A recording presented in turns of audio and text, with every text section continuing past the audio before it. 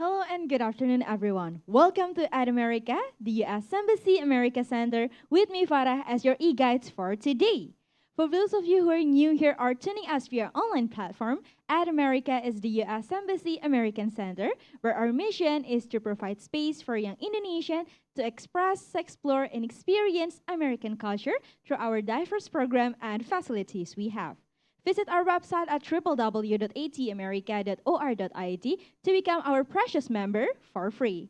And today's special talk is the vital role of literature-based learning in improving youth literacy. But before we start the talk, we have a trivia quiz for you, and the question is, when was the Boston Latin School, the oldest school in the U.S., first established? Is it A, 1635, B, 1601, C, 1735, or D, 1701? Submit your correct answer to our social media platform, and for those of you who answer correctly and quickly, will get a special shout out from us at the end of our event. And now let us hear the opening remarks from the Dean of Faculty of Education, Sampurna University. Everyone, please welcome Dr. Christianus Iwayan Eka Budiarta, SPD MA.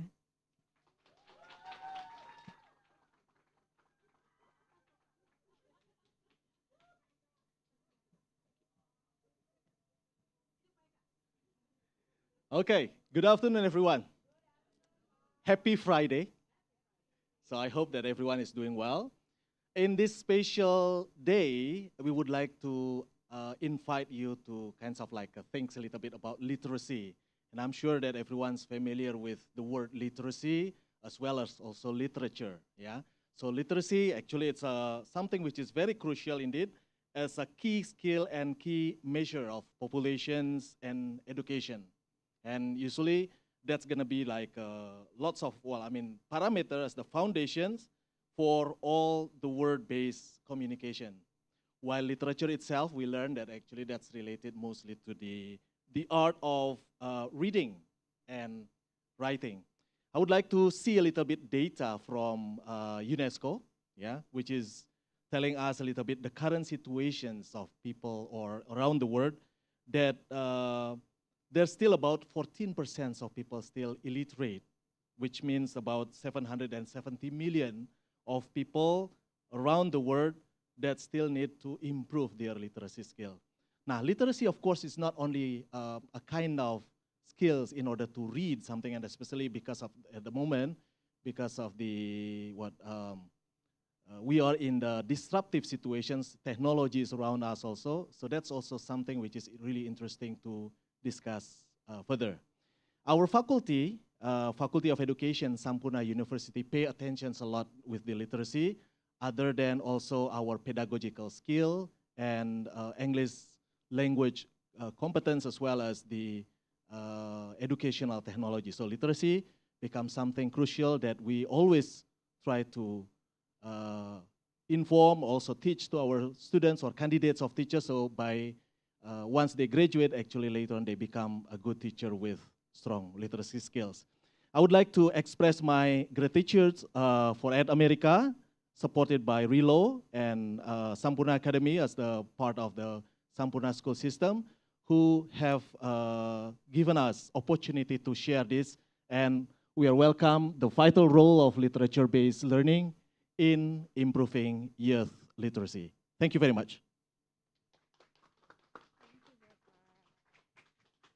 All right, thank you so much for the opening remarks to Dr. Christianus Iwayan Eka Budiarta, SPD MA, as the Dean of Faculty of Education in Sampurna University. And now I would like to invite our moderator today. She is an English language education lecturer in Sampurna University. To Ibu Julia Francis Lonan, the time is yours.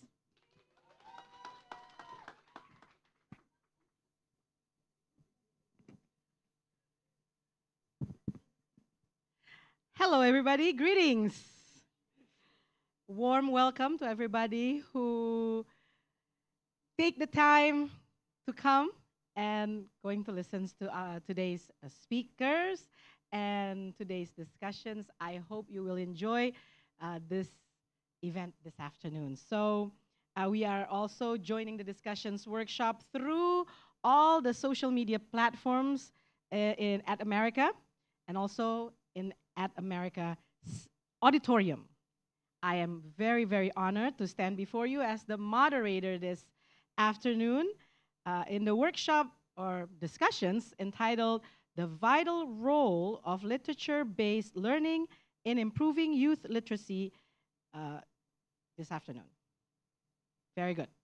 So before we dive into the heart of our conversations, let me express again my gratitude to Ad America, Rilo, Sampurna Academy, and of course Sampurna University for putting together these discussions. Your dedications, hard work, and collaborations. This is not, I'm sure this is not the end. We will do it again over and over and over. Great, awesome. So, before we continue, I would like to introduce our speaker who will bring, I'm sure, abundance of experience, knowledge, and skills, hopefully, to everybody who are listening here at America as well as at home. And I would like to introduce our first speaker. Our first speaker will be Ibu Dr. Hardiana Hakim. Ibu Herdiana Hakim studied English literature and developmental psychology at the University of Indonesia and earned her MED, Master of Education, and PhD from the Children Literature and Literacies program at the University of Glasgow, UK, with full scholarship from the Indonesian government. Ibu Herdiana currently teaches children literature for student teachers at Sampurna University, Jakarta. Her scholarly work appears in Asian children's literature and film in A Global Age, International Research in Children's Literature, and Bookbird, a journal of international children's literature.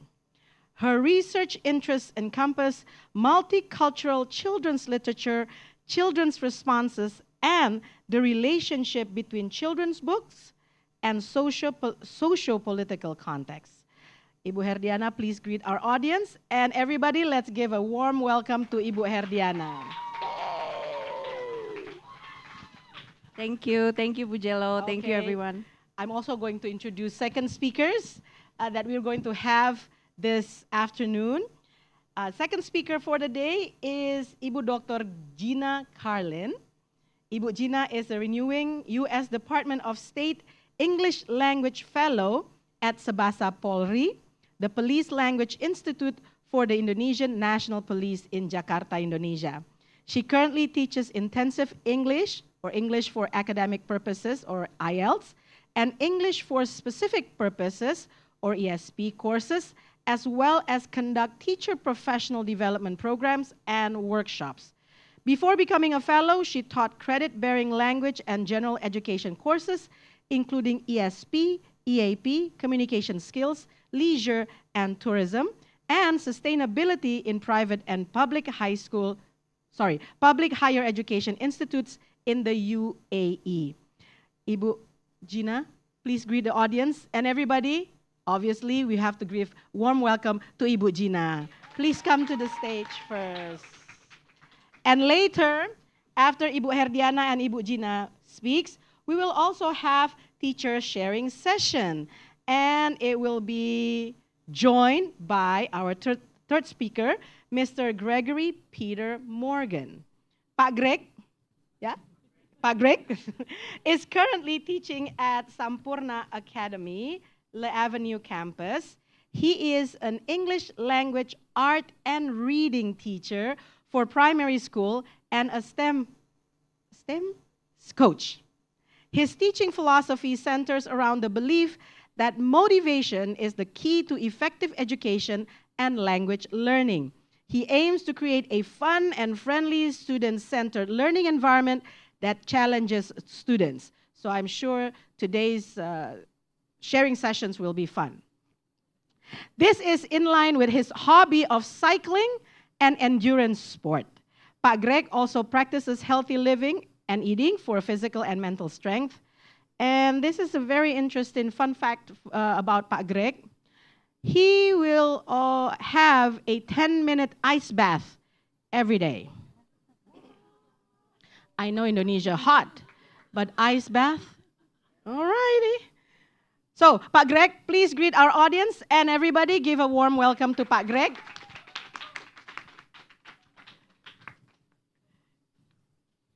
So, this is our 3 speakers for the day, ladies and gentlemen. Please give a hand. You may go back to your seat later. Now, before we proceed with the lecture this afternoon, lecture sharing session.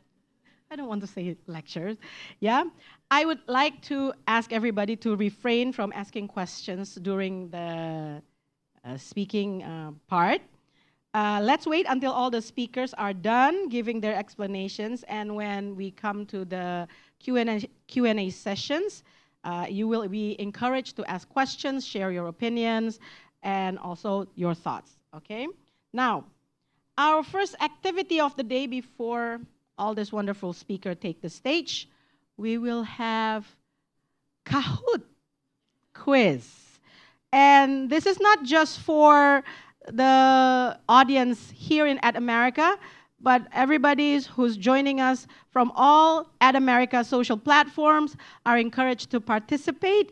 We will have something for you to take home if you win the Kahoot. So if you don't have the applications, do download it or use a browser from your computer. So Ad America, or here is the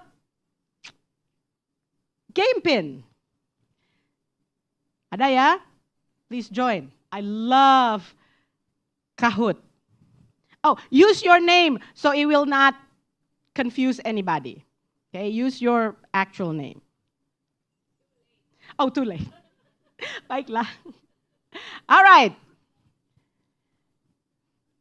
So, all those at home who are joining us from all the Ad America social platform, please join us in our Kahoot. The pin is there, the game pin is there, 9130909. If we are ready, everybody's joined already? Sudah? Sudah? I love this. All right.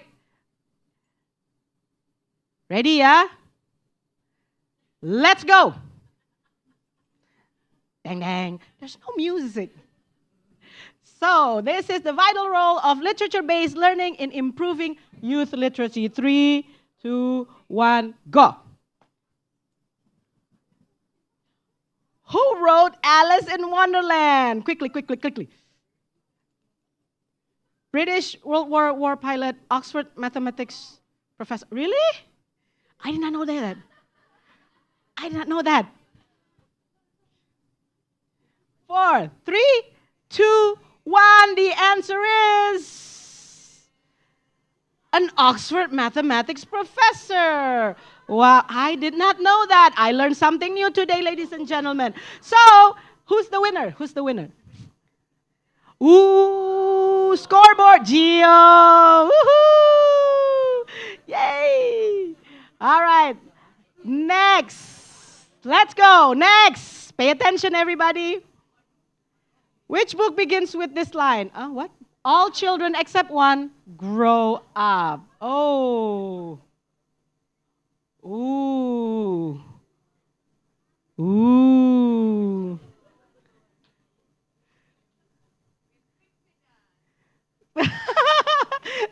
Well, that's the tips, right? Buffet?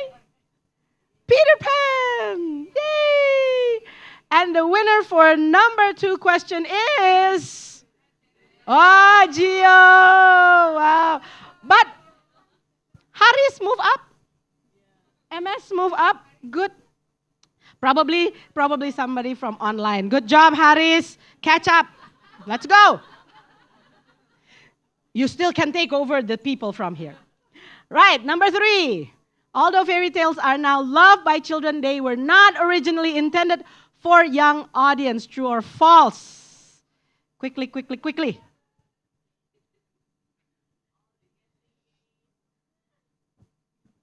I should be a game host, a game show host, yeah?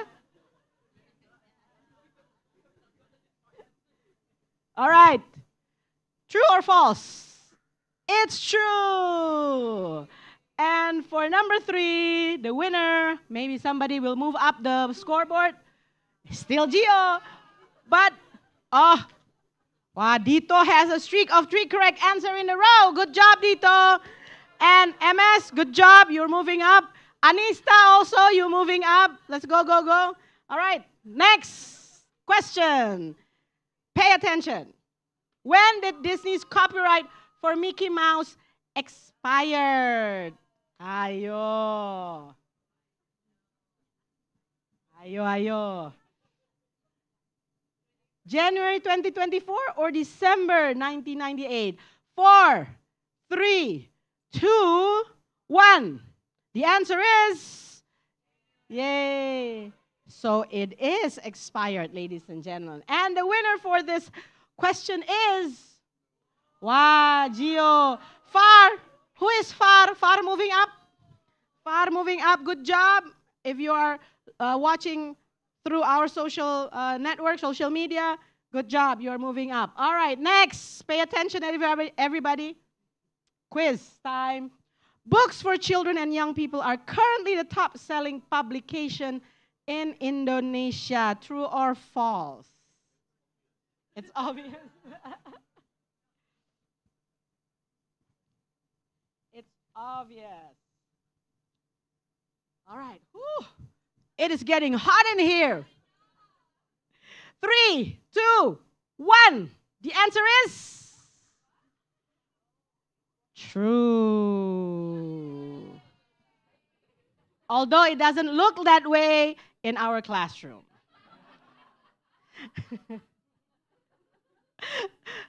Okay. Winner for this round is, oh, it's podium now. Da-da-da-da-da-da. Oh, the winner is, number 3 is Haris, number 2 is MS. Number 1 is, drum roll, Gio. Woohoo! So, MS, are you in here? Oh, it's you. Sorry, never mind. I thought it's from our online guest.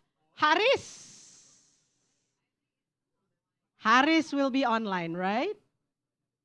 All right, so for Haris, you will contact Sampurna University or at America to claim your prize.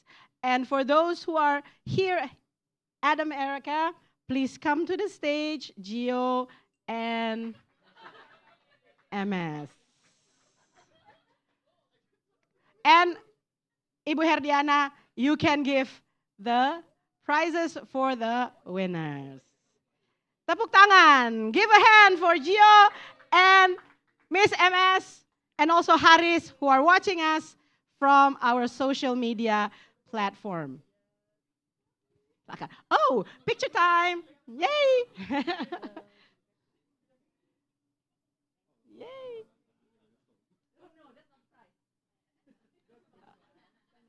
Congratulations. Picture time.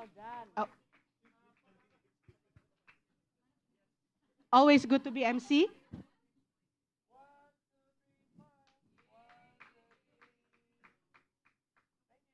Thank you very much. Thank you. Congratulations, everybody.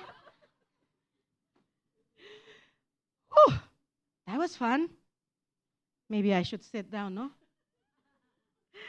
Okay, so now let's begin our first session, ladies and gentlemen.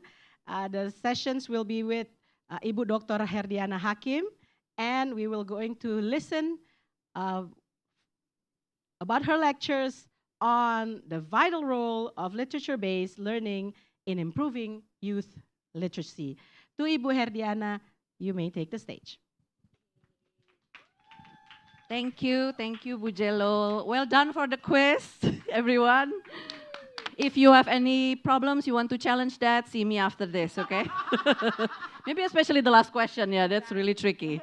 Okay, so I'm gonna stand up over here. I think that's okay, right?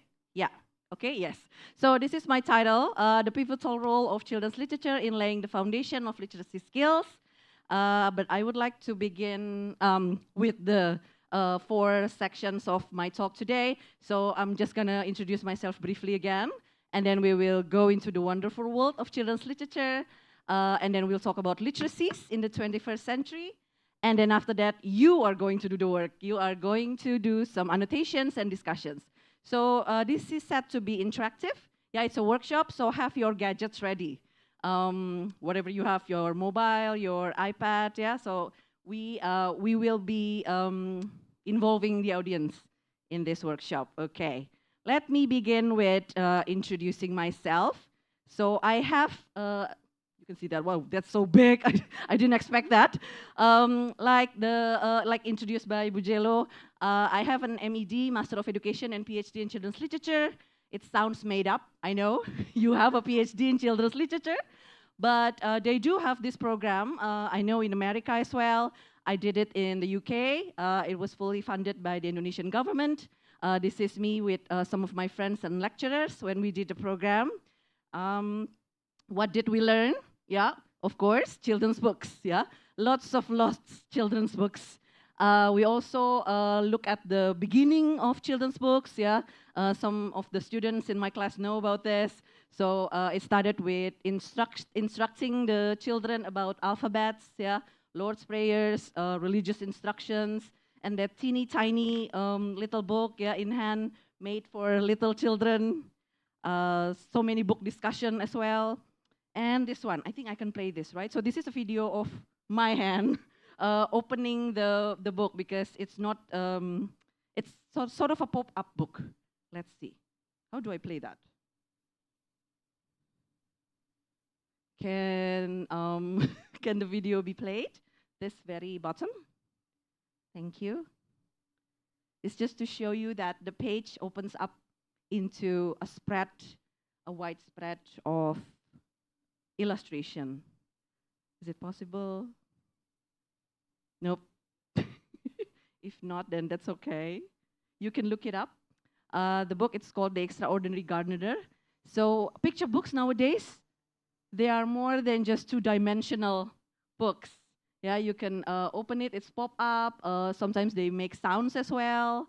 Yeah, so it's a different, the format is very variative at the moment. So I think we can save that for another day. So, but you can remember this title. Yeah, it's a great book if you want to look it up online. What I want to say is stories have been there, yeah, since the beginning of time. If you recognize that one on the corner, if you study anthropology or are you into cave art paintings. So this is a painting, a cave art painting found in France, yeah, about 13,000 years ago. That was a proof that children made stories with their parents in the cave. So they could prove that there were children's hands that created this cave art storytelling, right, since the beginning of time. And then I'm jumping thousands of years ahead here after the printing machine has been invented. We have books, the print books. But these days, yeah, digital. We're going digital, right? So it's a story app, this one. Do you notice this? Anyone knows this story? Yeah, so it is called My Very Hungry Caterpillar. It's a story app, but it is from a classic picture book by Eric Carle called The Very Hungry Caterpillar. I think it's so beloved by many generations, and it is an app. It's a story app, yeah, so you can download it. You can play with the caterpillar, give the caterpillar many food so that it can grow into a butterfly. So the mediums change, but the stories stay, yeah? We human beings have the urgency to tell stories since the beginning to our younger generation. Yeah. Okay, so these are some of the things I learned. I have some keywords I would like to share with you. Children's literature, right? Of course, all these things. Board books for babies, wordless picture books, postmodern books, graphic novels, first novels. There's something for everyone here. So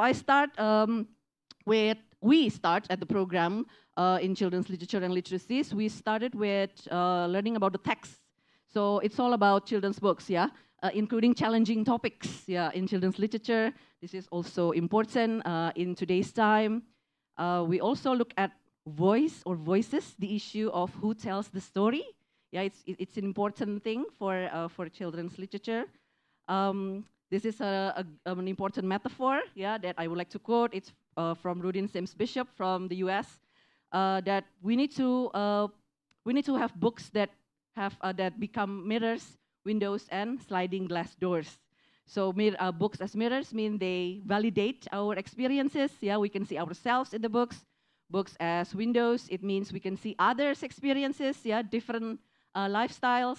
And then sliding glass doors when we can step into those worlds and take action. Yeah. So from the books, we also look at the readers. This is what I like about my course, yeah, my program. It doesn't only focus on the text.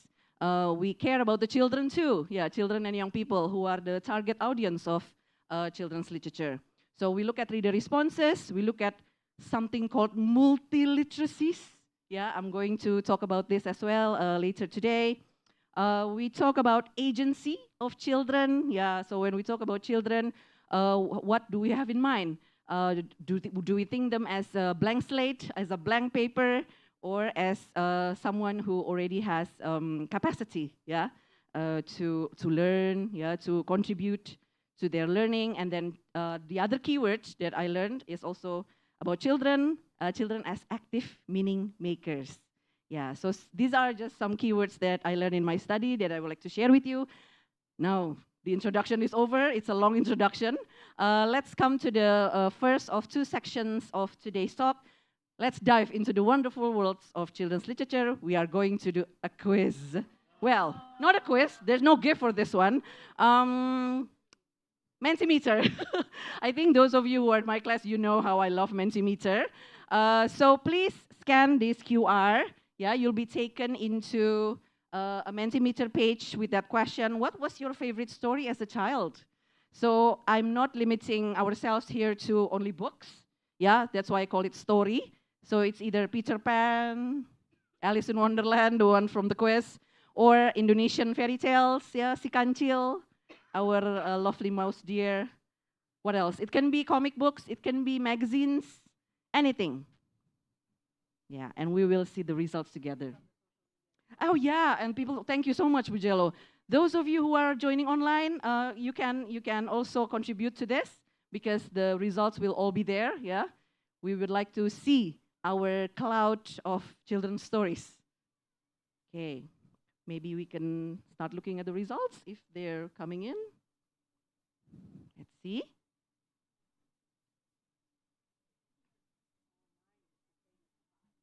Famous Five for you, Bujelo. Yes. Enid Blyton, that's a classic.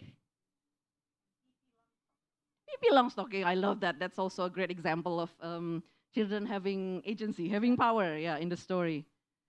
Yeah. Are we able to look at the word cloud already, or are we still waiting? Or should I press next, or? Okay, there you go. Laura Ingalls, that's Heidi? Little House in the Prairie, yeah. Snow White and the Seven Dwarfs. Some Indonesian tales here, Si Kancil. Winnie the Pooh, Bawang Putih, Bawang Merah. What is Rosella Rose? Yes, Burisma.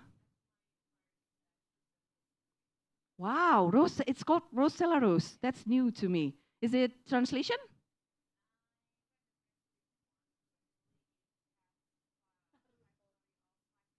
Yeah.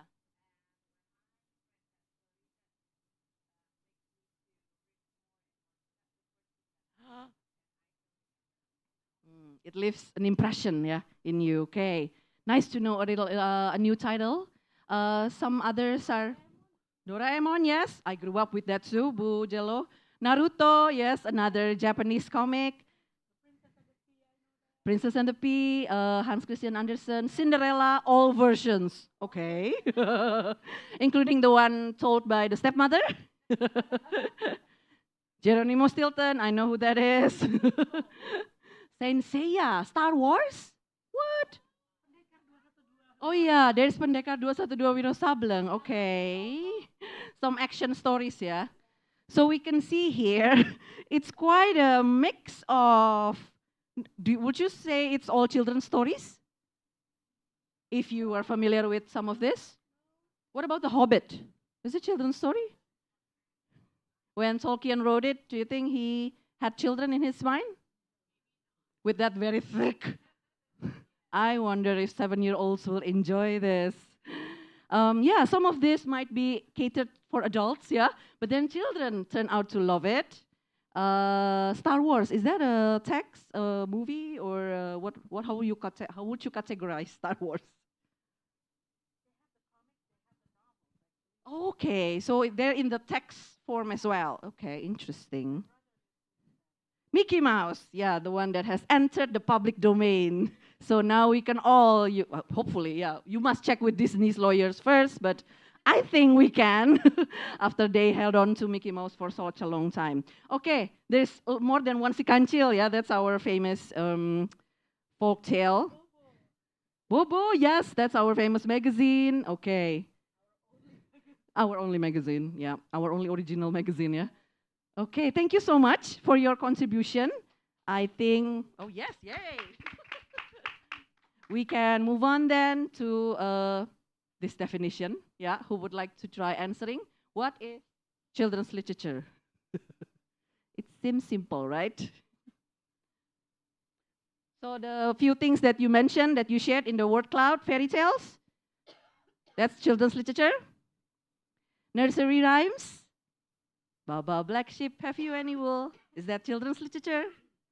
Yes. Twinkle, Twinkle, Little Star, also children's literature. Riddles, children love riddles, right? Yeah. What about, we know that there are some titles, yeah, in the word cloud. Yes. Naruto, Doraemon. Encyclopedia. Well, yeah. Some non-fiction lovers, especially illustrated encyclopedia, yeah. Textbooks. Some faces are like, textbooks, don't have good experience with textbooks. Story apps, we have this today. Video games, those of you who are players, would you consider that? I know, right? Everything is debatable here. Songs. Why don't we invite everyone into? So I would like to quote Diane M. Baron here. She said that what appears to be a simple definition, referring to children's literature, is a bit more complicated. It's more complicated than general literature or literature for adults. Yeah, we need to think about all these different genres, all these different text types, and what children actually love reading, yeah, or using. So I would like you to think of it as an umbrella. Yeah, forgive this very basic umbrella. This is the one I can find that is free of copyright. So it's a big umbrella, and then underneath it is all text intended for children. And by children, we are following the United Nations Convention. It is anyone under 18 years old. So who is under 18 years old in this room? No. Oh, okay. We're all adults. That's good, okay? Children at heart. Yeah, at heart, yes. At heart, we're forever 5. So it is quite inclusive when it comes to children's literature. That's what I learned as well in my program. Especially in terms of research, when we go into classrooms, yeah, everything that children use, we can categorize that under the huge umbrella of children's literature. Yeah, so it's not the highbrow novels or stories that we have in mind when we think about literature for adults. Okay, now definition is out of the way. What about the values? What is it for? Now I would like you to think back when you were children, some of the stories that you shared with us in the word cloud. What did they do to you, those stories? The Cinderella, the Kancil, the Enid Blyton, Naruto, Star Wars. Would you agree with this? Yes, first thing first, yeah? Also the first function maybe of literature in general. Enjoyment, yes, pleasure. Did you read to escape? Yes. We ran away, yeah, from where we were when we were children. Imagination, there's something skipped there. Empathy, inspiration. Okay. So these are all the more aesthetic part of the roles, yeah? The heart. We can say it's the heart, the part that target our heart. But there are other benefits or values of children's literature. Those who like to read encyclopedia? Yes, not only encyclopedia actually, yeah. You can also gain knowledge from other types of texts. But yes, knowledge, um, mm, yes, definitely. So if you are a reader, your vocab is wider, yeah. You have more collection of words to use because you've absorbed these words when you read. Moral development, hopefully, yes. Especially from reading fairy tales, folk tales, yeah. You know, you need to respect your parents, you need to be kind. That's the moral of Cinderella, I think. Be beautiful. Sorry? Helpful. I thought the moral of the story is be beautiful. No, yeah, be kind, be helpful. And then critical thinking, this should not be the last one. Forgive my animation. I skipped something there. It's very important. Social, emotional development. So all of these things. But the ones that I've put on the left side of the screen, maybe they're more into cognitive function, yeah? Our mind, our brain. So both brain and heart. Yeah. So many values. We all agree, I think. This is just summarizing some research that I have read. So these three things have been sort of proven, yeah, there are evidence for that. I do not have time to quote all the research here, but you can ask me if you want. So there is a proof that children's literature can improve perspective taking. So it's not only one perspective, you know, as children, you can be egotistical, right? You only see the world from one perspective, but with children's stories, with stories for children and young people, you can improve your perspective taking, seeing the world from other different point of views, yeah? Cultural knowledge, especially if the stories are from people from different cultures. And then, of course, this is what we're going to talk about today, literacies. That brings me to the next point, the second point, before we have our workshop. It's called literacies, plural, yeah, in the 21st century. We are in the 21st century, right? Yeah, just checking. Okay. So, do you still read this? Okay, some people, yes. Mm-hmm. I still subscribe to this too, the print newspapers. What about this? Magazines, print magazines, maybe no? Maybe we use the online version. Yes. Free. As long as we can navigate through all the ads, right? National Geographic as well, they have a channel. Yes, lots of great documentaries, yeah, travel programs. So now they change medium as well, right? We consume the information in a different way, digitally, and then television, yeah, channel. Do you use this? Yes, as students, like, yeah, daily. But you hear from your lecturers all the time, do not quote Wikipedia. So how do we do? We start with Wikipedia. Another type of text that we use every day. Yes. Do you also use that little button there? Do you know what they do? Does this work? This one is very tiny. The one with camera. Search for images, yes, search for picture. I've tried that with plants. So if you see a flower and then you're like, what is the name? Yes. So you just point, yes, you point your gadget and then open that and then it will yield search results. Yeah, maybe not so accurate, but at least it can, show you. These are the flowers that I find based on your picture. Now what about this one? What does it do? I've never tried that one.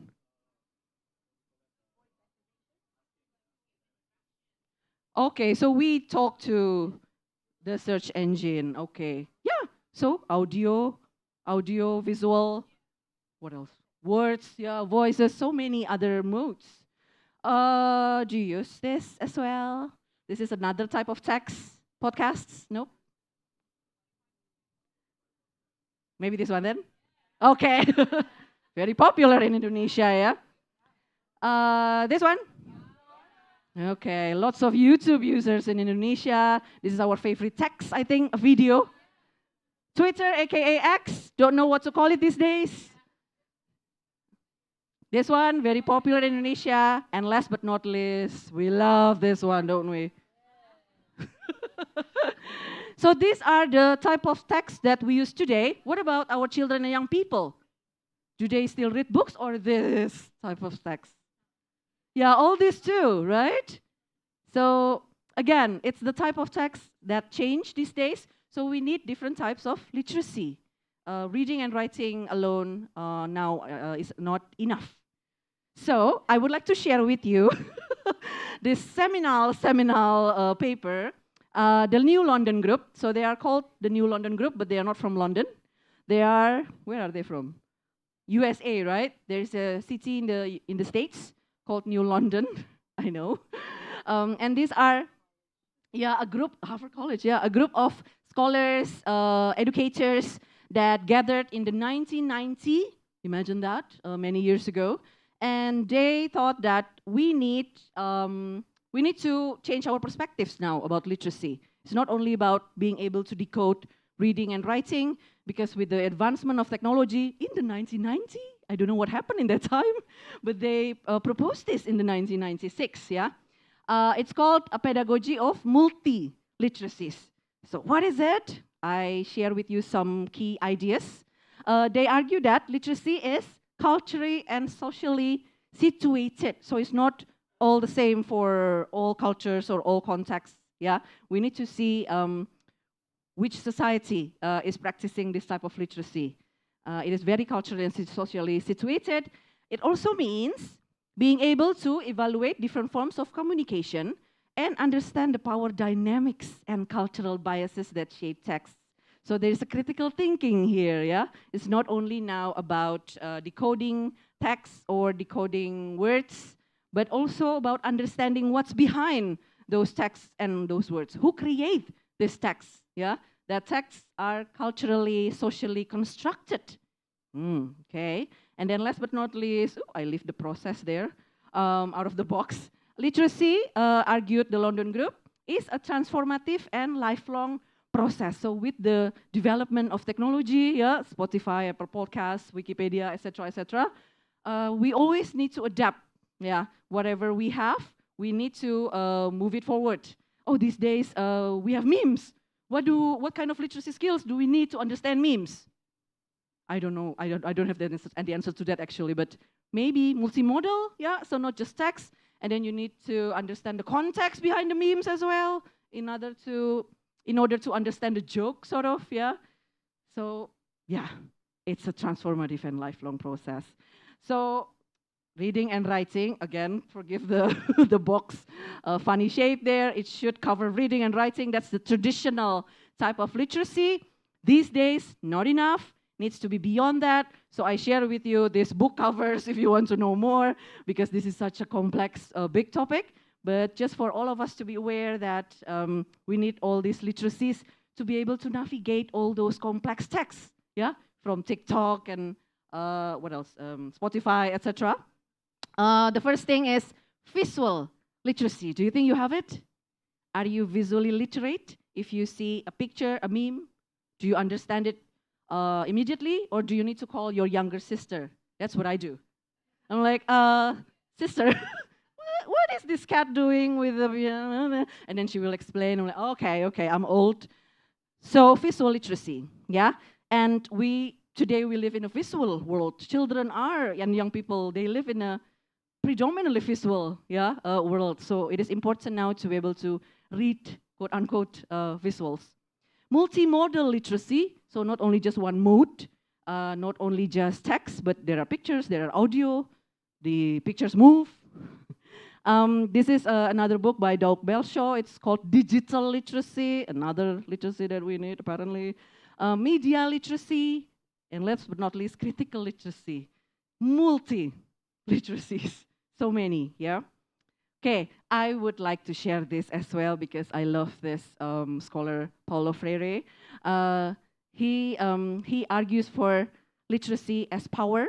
Yeah, if you are reading the word, you also need to be able to read the world. So you need to connect what you read, what you consume, with what's happening outside in the society. And then look at this one, yeah, with the very, I think, quite interesting cover. Pencil as a weapon. It is Pedagogy of the Oppressed. It is quite famous also in Indonesia, I think, quoted a lot. So some key arguments from Freire regarding literacy is that first, it is important for improving critical consciousness. What is that? It's not something that too abstract. It's just something, it's to refer to your understanding of the structures of power. So you are able to identify who has the power in the society to produce these texts, and should I believe this text? Yeah, just to question, just not to accept everything that you see or consume. Yeah, for example, in social media, that's very relevant, right? With reading the world and the world, what Paulo Freire argues is that we are actively participating in shaping our destinies. And by having literacy, we can also challenge oppressive social structures. So it is strong, it is political, yeah? That's why people who are in power, they are afraid for you to be literate. Yeah, because if you're literate with all those kind of literacies, they're afraid you will rebel, yeah? You will try to change the status quo.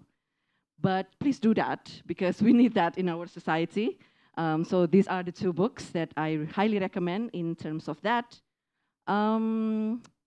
Now, to bring it back to children's literature, to my program, to what I do, how can literature for children and young people, remember anyone under 18, yeah, improve literacies? Do you know how to answer this? What is the relation between all those literacies that are important nowadays and the texts that we use for children and young people? So I would like to use this graphic. It's a text, yeah, in all its medium. So not only print books, it can be any text, yeah, the one that we have just seen together. And this is us, yeah, represented in this one single icon, readers, and the relationship between texts and readers. So texts, they offer their affordances. So it means they offer their text and visual and everything that they offer information, yeah. But we as readers, we can respond and we can construct our own meaning. So we're not passive readers. Yeah, that's what I'm saying here. Be active readers. And when you do that with literature for children and young people, not only that you read for pleasure, enjoyment, escape, etc., but you can also improve so many different types of literacies. But it's all in the active reading, yeah? It's not enough just to read and then go to sleep and then forget everything the next day. You need to do it actively. So we're trying to do that today with two activities, annotation and discussion. So again, have your mobiles ready in your hand. We'll be using that. Let's see if it works. Yeah, I hope so. With annotation, it's a bit complicated. But let me tell you first about annotation. Who has done annotation before in their life? Yes, some hands are up. Very good. So you might do this by, with reading textbooks or journal articles, or in my class. Yeah. So what does it mean to annotate? It is basically the act of adding notes, comments, markings, highlights, colors, doodles, faces, responding, yeah? Even when you're bored or I don't understand this is very confusing, that's also your response, yeah, to the text. So that's annotation, yeah? But what is it for? These are what I can summarize again from research. Annotation has been proven to increase your engagement with the text, yeah? So when you read with a stationery, with a pen in hand or stylus pen, if it's a digital reading, you engage more actively rather than if you just read. Yeah, there is proof for that. And then annotation can also form personal connection and reflections between you and the text. Yeah, by scribbling, this is confusing, I am bored. That's also personal connection to the text, yeah. By annotating, you can also identify key concepts from the text that you might miss, yeah, when you're not annotating.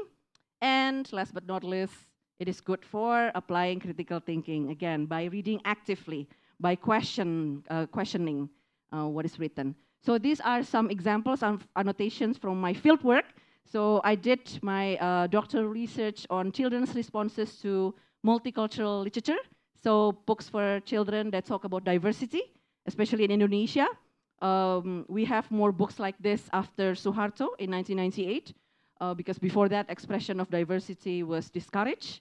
So we have books that tend to show a variety of religions, a variety of houses of worship. So we read this together in my fieldwork. We had a book club with 4th graders. And then I printed some of the pages and I asked them to annotate because, of course, they're reluctant to scribble on their own books. Yeah. I give them pens, colored pens, and then I told them, write anything. There's no instruction here. There's no right or wrong. Just respond to what you want to say, yeah, to the text. And then some things came up that didn't come up in the book discussion. Yeah, some questions, like one girl here in the middle, she wrote, she's curious about the Bible of Confucianism, the latest religion that we acknowledge, yeah, after Suharto stepped down. So that's interesting, because that question didn't come up when we had the book discussion. Maybe she was a bit shy, but she wondered, what do they read for their Bible? And what about the God? Who are their gods? Important questions, I think, yeah? There's also this one. Look at this anonymous creature suddenly drawn here. When I asked the student, what do you mean by this drawing? He said, there's only 5 here. We need 6 religions, ma'am. So, wonderful. Yes, so annotation, work with children and young people as well, like this. I can gain insights into what they have in their mind, yeah? That didn't come up in the talk. So that's what I would like to do after this with you, yeah, annotation. But this is another one, discussion. Do you like to discuss what you read with other people, or do you just keep it to yourself? What do you do after you read? Yeah, with people who enthusiastically, with people that you know read the same thing, yeah, you will, okay, let's talk about this novel, yeah, that's great. Anyone else has an experience of discussing? Maybe online, these days we discuss online, right? I've asked the other day, most people are not on Goodreads anymore. We have left that platform apparently. Goodreads, Facebook for nerds, yeah, for readers. So where do you go if you want to talk about books these days? I don't know. Twitter. Yeah, that makes sense, I think. Okay, our campus, yes. A little bit of an ad-lib there, our campus. Yes, that's true. In my class, just yesterday, we talked about the importance of a book club, yeah? Why don't we have book clubs in schools? Because I know most schools in Indonesia, I think, yeah, don't have book clubs. But from my experience during field work, they were so enthusiastic, actually, yeah. They said, we like this, miss. It's not like our other extracurricular activities. We gather, we talk about books, and then that's it. We color, we annotate, we draw some pictures. Discussion is important. Why? But first, yeah, you know what it is, right? It is about talking, sharing thoughts, exchanging ideas about the text with other readers. Reading can be lonely, of course, so you do reading individually, but then after that, in making meaning process, it is good to have a community, yeah, of shared readers with other readers. What is it for? Enhanced interpretation. So you might come up with one interpretation after you reading, and then you meet a friend. I meet Bujelo, for example. Bujelo, what do you think about this book? And then she said, I think, for example, this is about forgiveness. And then I said, oh, I thought it's about vengeance. Why is it so different? So we talk, and then I can enhance my interpretation. It's not only vengeance, it's also forgiveness. Broaden perspectives, yeah, again, to see the world not only from single perspective. foster empathy. So as you talk, as you discuss the text with your friends, you grow empathy as well for other people, maybe the characters in the book, yeah? And last but not least, still the same with annotation. All responding activities, they are important for critical thinking, yes. So this is the text that I have chosen for our session today. Do you know this? Sean Tan, yeah, he's an Australian illustrator. He's very famous until they have an award for children's books named Sean Tan, Children's Book Award. He's still alive, though. So yeah, it is called The Red Tree. Please scan this QR code. It will take you to a YouTube Yes, read aloud video. Many teachers do that in YouTube. I love it because that way we can access these texts that we might not have, for example, yeah. So this is how you read the book, quote unquote, by watching the YouTube videos. Yeah, it's not a thick book. It's a picture book, but is it for children? Is it maybe for more for young people, older children? We'll see. Have this ready, yeah. And this is what I would like to do. Please talk to the friends next to you or new people who you don't know. Hello, welcome. Just in time for workshop, uh, for the reading, yeah? So please talk to anyone closer to you, whoever you feel convenient talking with, groups of 2, 3, yeah? You don't have to move, just anyone convenient. And this is the list of questions that you can use in discussing. I take this from Aidan Chambers' book. It's called Book Talk, Children Reading and Talking. So it is helpful, I think, yeah, to have this list of questions because we don't come from a blank space like, oh, what do we talk about? But we can start with, always first thing first, what do you like? What do you dislike? That's easy, right? We can all answer that. Again, there's no right or wrong. Multiple interpretations, yeah? See it from your group mates' perspectives. The Red Tree. After you read it in YouTube. What do you like or dislike? Which parts fascinate you the most? Any intertextual connections? So this is also important in reader response. Do you feel like it reminds you of other texts or movies or video games or any other texts? Yeah? Or do you feel that it reminds you of yourself? Maybe certain image or words you feel like, this is me in the morning. You can see from the page there, there's a girl waking up feeling gloom. Or maybe text to the world. This is something that I see in the society, for example, yeah? So you can make any of these connections, and then you can ask, what does the text have to do with you personally, with your life? Is there any relation? How much does the text agree or clash with your view? And how does the text address things that you care about and consider important? Yeah, it depends on what you think, what the text is. So for those of you who just come, would you like to join reading this? Yeah, you can use your gadget to access this. We are currently reading this together and discuss this. So let's start with discussion first, yeah? And then after that, we can do annotation. Keep this for later. But what I would like you to do is to to form a group of 2 or 3, and then talk about what you think about the Red Tree. But please take time, yeah, reading it first.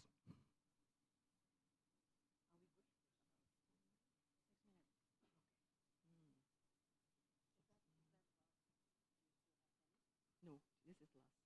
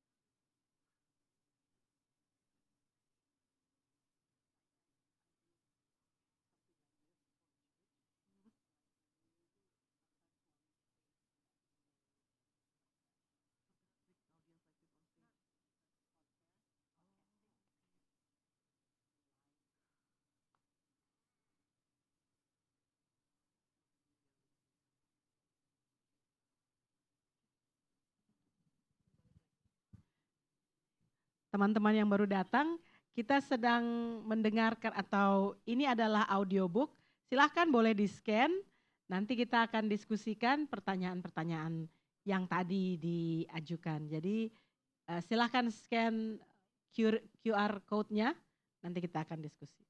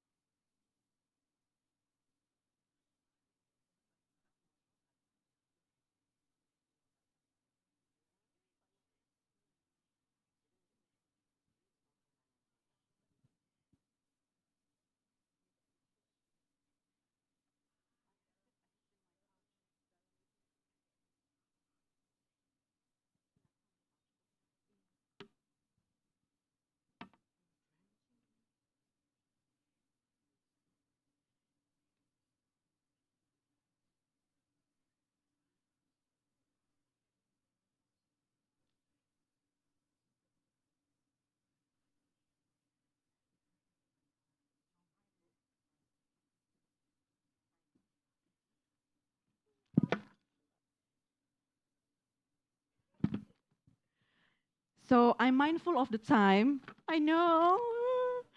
It's only 3 minutes left. We need to listen to the other speakers as well. So do you have time to discuss? I suppose not, right?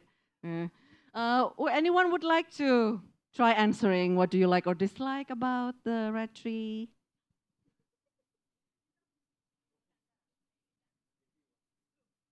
There's a microphone, I think. Is there? Yeah, Pak. For anyone who would like to answer. Ayo, ayo, ayo. Please say your name. Oh, extra credit? Hi. Okay. Really, Miss? We don't know each other, right? Oh, yeah. Nice to meet you, Miss. Just like what we, yeah. So, Should I your stand name and then any questions from this that. up? Okay. Should I stand up or should I? Whatever. Okay. Hi, I'm Gabby. What else? Hi, Gabby. um, I discussed with my friend Dita here, and I think we agreed that we like the storyline of how the story goes from a bit depressing and pasra to there's a bit of hope at the end. We interpreted the little flower as hope in the The red. midst of the Mhm. little red tree suddenly turning into a big red tree. We thought that maybe that's the little hope that we can always come home to or we can hang on to in the middle of like all our problems and the world falling apart. Even though us as an insider, we feel like, oh, everything sucks. The word is horrible, but and everything else outside of our little world is doing great. Like everyone's doing great, but we always have that little red tree that's just waiting to grow. And yeah, we think that's hope. Yeah. Yay. Hey, that's really good actually. Yeah, that's quite complicated and advanced. Okay, running out of time. So I wonder if you can just go to here and then just do it in your own time. No, not enough time in the world. So if you scan this, it will take you to a Google slide that shows this one. Yeah, just one image. Yeah, from the red tree that you have just watched, seen together. I think this is one of the first images. And just try to annotate. Yeah, write some words on it because there are no words here. Yeah, comments, scribble, doodle, emojis, anything that you would like to add to this picture. Yeah, so that's annotating. I'm sorry, we are very much running out of time. So I think you can bring this home, make this a homework. I will not check. On a week? Oh, no. Oh, yeah, sorry. No homework on the weekend. But yes, I think that concludes. Oh, what did I do? Sorry. I was just going to. Yes. Just want to say thank you for your participation. Thank you so much. Thank you.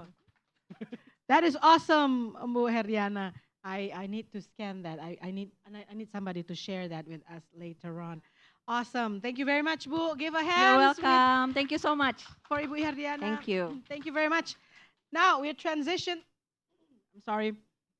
We are going to transition into the second part of the program, which is going to be our second speakers that's coming to the stage. I'm sure she will bring a wealth of knowledge and experience to our discussions today.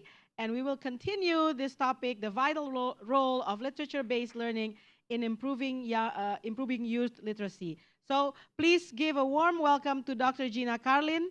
Ibu Gina, the stage Hello. is yours. Thank you for that introduction, and thank you for that great presentation. I think we learned a lot of different things. I need the remote. That's what I need. Thank you. Okay, so I'm going to expand on that topic and the topic, of the general session today, and talk about the role of literature in improving English skills. So first, a fun thing I want you to think about or reflect on a scale of cat, how do students feel about reading in your class? I mean, I heard some 8s. Okay. Okay. 5. Oh, I got some 5s in here. That's nice. 1. 2s. Okay, good. Yeah, I'm sure you have a mixture, even yourself, if you reflect on how you feel towards reading. I'm sure it varies on the time of the day, what you're reading, and it's the same with our students in our class. So the important thing, or what I wanted to kind of highlight here, is that reading really depends on the attitude, right? And the feelings that students have towards reading for it to be successful, especially in a second language. So today, I just want to really highlight 2 things for you in my presentation. First, I want to review the relevant research related to second language acquisition and reading. And then also, I want to introduce or highlight an approach to reading, which is extensive reading, or for short form we call it ER.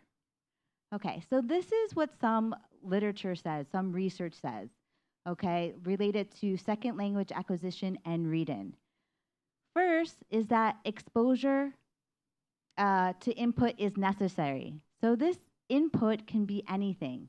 It could be obviously listening, speaking to others, but it also could be reading. Reading is a form of input. Secondly, language learners can benefit from noticing salient features in input. Okay?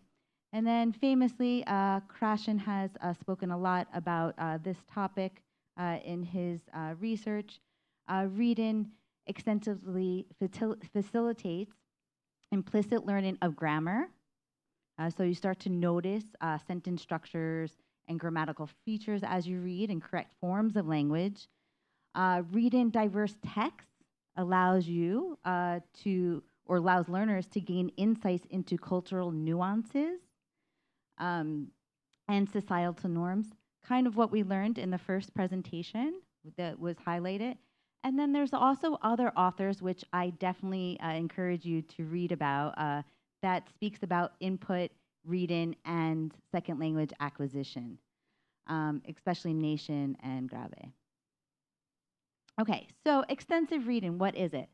So there's lots of definitions related to extensive reading, but one from the ER Foundation is that it's an approach to language learning that encourages students to read a large amount of books or other material that is relatively easy to understand.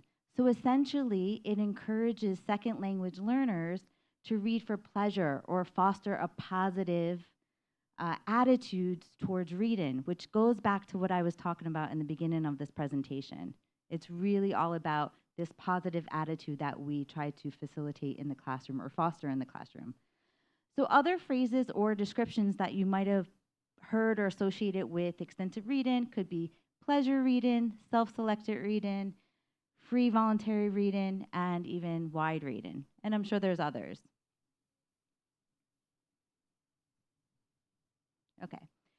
So Day and Branford came up with 10 different principles of extensive reading. But for the sake of brevity of this presentation, I just really want to highlight the first 5, which I think are really important when you try to implement an extensive reading program for students or for yourself, maybe. First is reading material is easy. So it's pitched at the language level of the students. This is really important. And then also, there's a variety of texts given to the students, okay? And the third one is that learners choose what they want to read. So there's this independence of choice, autonomy, like we were speaking before about. And then also, 4 is that learners read as much as possible. So there's no page limitations, there's no amount of books or anything like that. So they're encouraged to read as much as possible. And 5, the purpose of reading is usually related to pleasure, to gain information, or for general understanding of a text. Okay? And if you want to read about the other principles, I encourage you to look these authors up. And yeah, it's just food for thought, really. So there's some key advantages in terms of second language acquisition implementing extensive reading. So as research has shown, it improves vocabulary, can enhance reading fluency, increase cultural awareness, as we spoke about a couple of times, improve grammar and syntax. So there's exposure to a variety of sentence structures, grammatical patterns. It could also enhance reading comprehension. So students are improving their ability to infer meaning, predict, summarize text, and it also can boost motivation and confidence when reading. Yeah. Okay. So if you were to implement this in your classes or in your institute or your school, really it needs to the foundations really have to have a bottom-up approach. It can't be really a top-down approach. So you first really need to assess your students' interests and needs and conduct some sort of needs analysis with your students. Even if they're young, you can still do this. You know, maybe you're not going to give them a formal survey or something, but you'll do more indirect observations and other forms. Then that will help you select the material, the appropriate material for your students. And you need to also ensure sustainability over time of the program. So it's not really a one-off program that you try one academic year or one term or one semester. It is an ongoing program. And it might even happen in subsequent years as well, or semesters. Okay, so types of text to use for ER, there's tons. Traditionally, people would use graded readers, which are great. It's a great start, to be honest. And these are adapted to different levels of language proficiencies. And you can also use short stories, which are great because they're narratives. They're short narratives that are manageable in length. And then you can also use young adult and children's literature. So this is great because they have clear language and engaging plots, wide-ranging genres to choose from for students. But you can also use newspapers and magazines, so they get experience to authentic language. And you can use comic books as well as graphic novels, as we talked about before. You can also use online resources and blogs, and these are very accessible. And again, authentic language, and they're in digital forms. And then you can also use poetry and song lyrics. So I know Indonesians, I think, love to sing. So they can actually just read lyrics of their favorite songs. And this helps them explore the rhythm and the rhyme and even figurative language usually. There's all types of text you can use. So some resources, that I always try to find free resources. So there are free graded readers out there. I'm sure there's other websites that you can actually use, but this is a kind of a good start. And then there's also American English. I have to give a plug to them. So yeah, there you can find books, you can find some comics, games for learners, and music as well, and also professional development opportunities. There's the MOOCs, there's webinars, even books and manuals, and they're all free and they're really well designed. So yeah, go check that out. So just some final thoughts.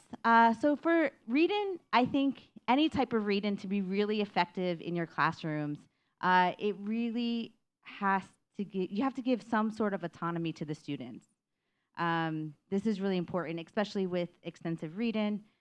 And you need to also give students variety. I know we have limitations with our curriculum and stuff like that, but if there could be some sort of approach that, you know, you redesign curriculums to incorporate this, this would be really essential. And also it needs to be sustainable over time. So it can't really be, you know, a one-off project, one teacher's pet project for that, you know, class or, you know, the semester or the academic year. It needs to kind of, you need buy-in for, you know, subsequent years and things like that for it to be really, truly effective. And that's all. And these are some of the references I use. I definitely encourage you to read more about these. And thank you very much for your time. Thank you very much, Ibu Gina.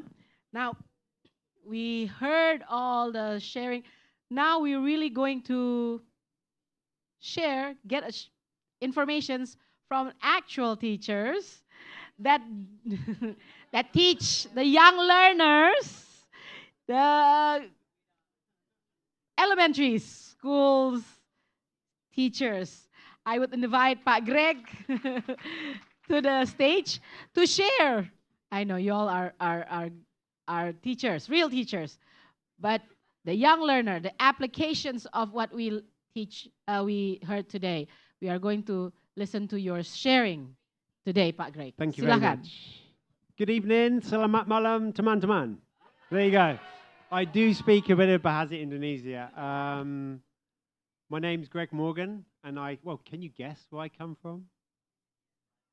England, okay? I come from the south of England.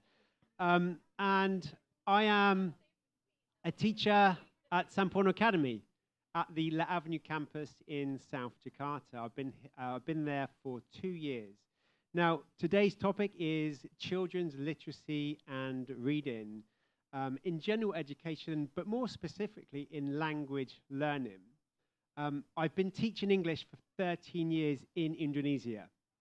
My Bahasa should be a lot better. Should be a lot better, but there you go. I'm still learning.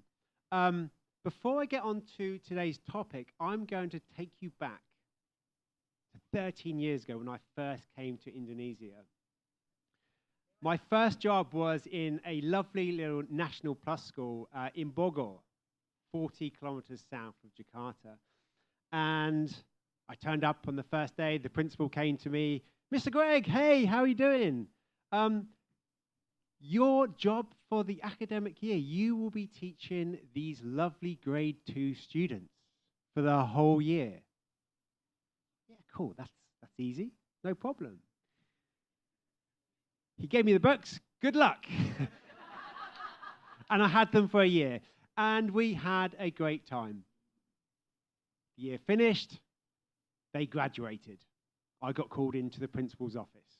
Nobody likes going into the principal's office. Mr. Greg, well done, congratulations. You've had a good year. You have also graduated. You will be going to grade 3 too. I had them for a second year. Same students. When they went to grade 4, can you guess what happened? I went to grade 4. Grade 5, grade 6, grade 7. I had these students for 5 years. Obviously, some students left and some students came in, but pretty much I had about 15 students that I had every day for 5 years. But I was puzzled. Sometimes I'd go home, I'd doubt my teaching. What was I doing wrong? Because even though the students were doing the same exercises, writing the same stories, reading the same books, doing the same tests, doing the same homework, some were progressing much faster than others. And I was puzzled. What am I doing wrong? And I talked to colleagues and I phoned up my father, even my father, read books, and I found the answer. The students who were progressing faster were the ones who had a love for reading, right? It took me a while to find that answer. They were the ones that had that intrinsic motivation to just pick up a book and read. In library time, they would be buried in a book. At lunchtime, break time, they would be in the classroom reading their books, while the others who weren't progressing were making footballs out of paper and sellotape and pretending it was a World Cup final between Italy and France. And I'm going to use a term, fossilized. These students seemed fossilized. They were stuck. They weren't progressing. And that is my main point today. And that is what we believe at Sampono Academy.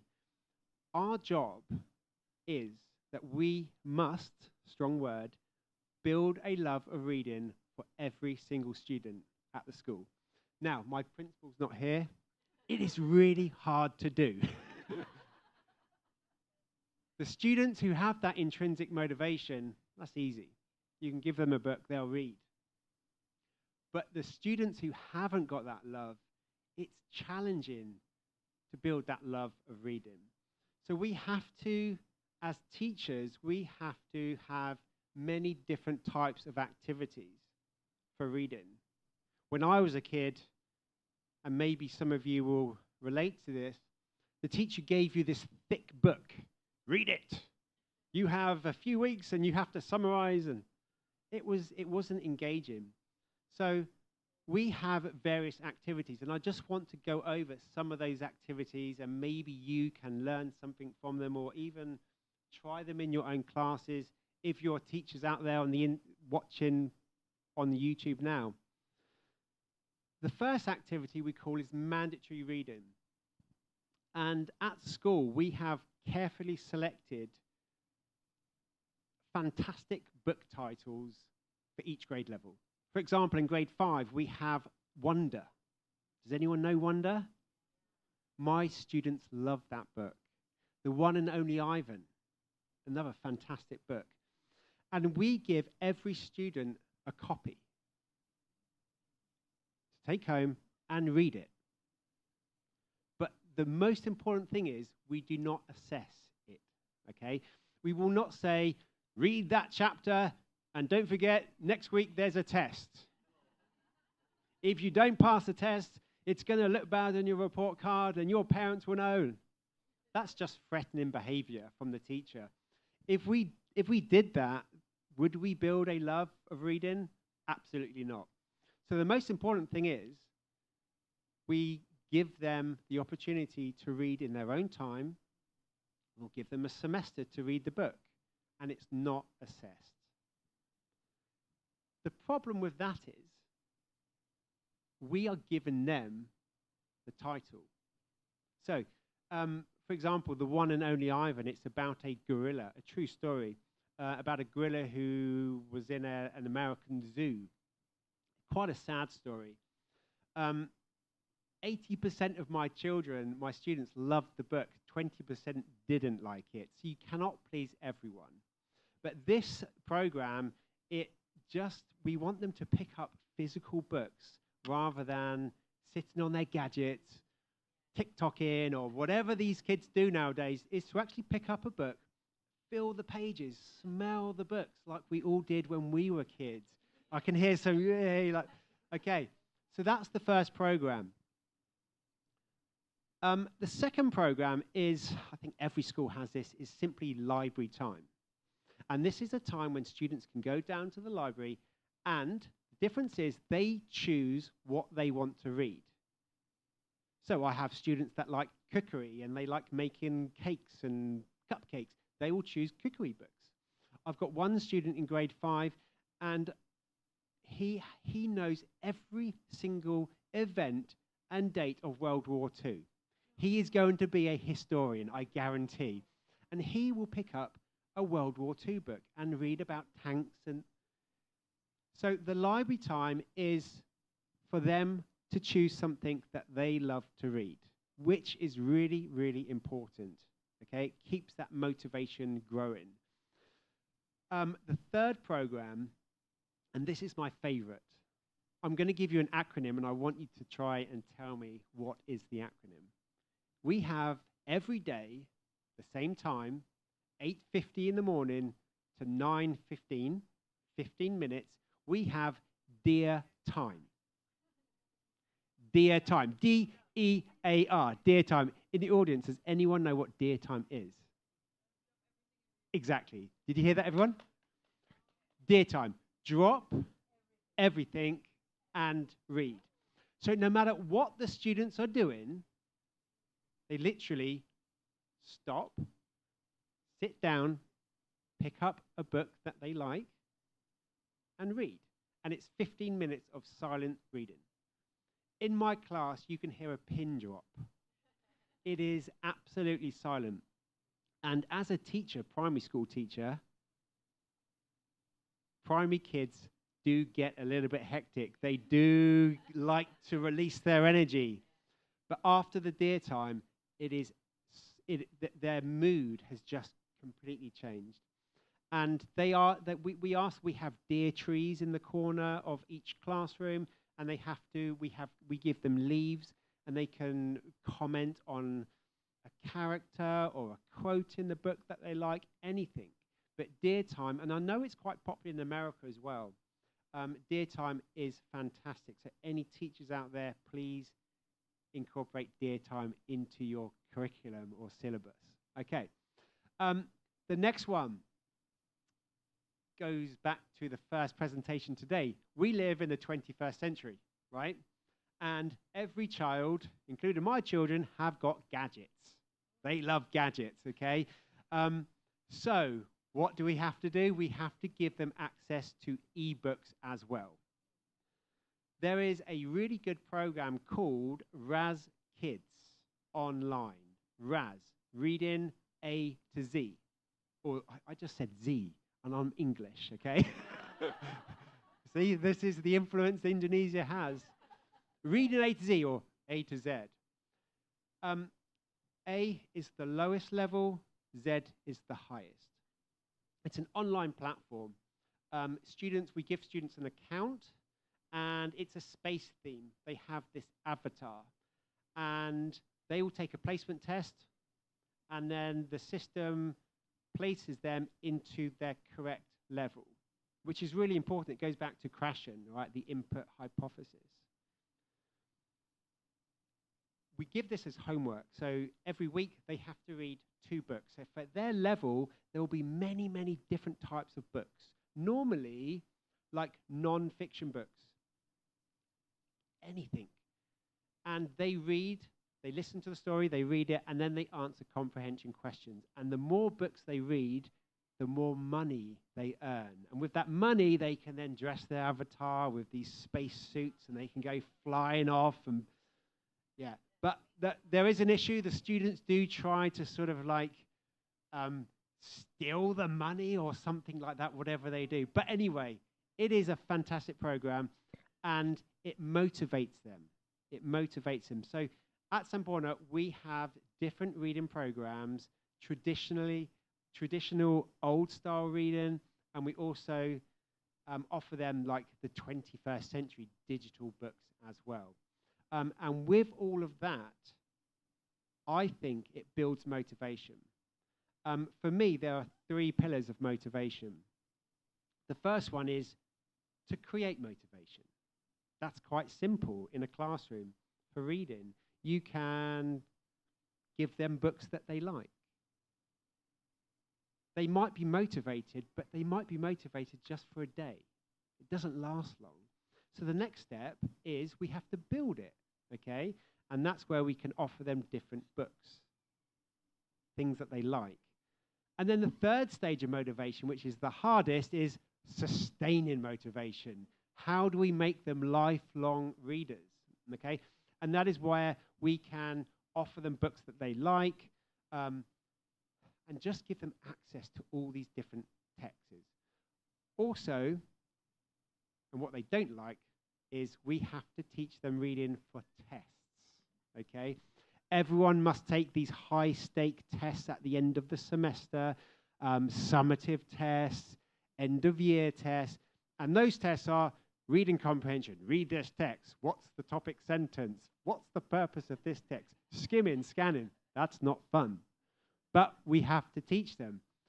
But I find that in all my years of teaching, the students who have this motivation, who have the love of reading, they can take the tests quicker. They are more accurate in test taking compared to the other students.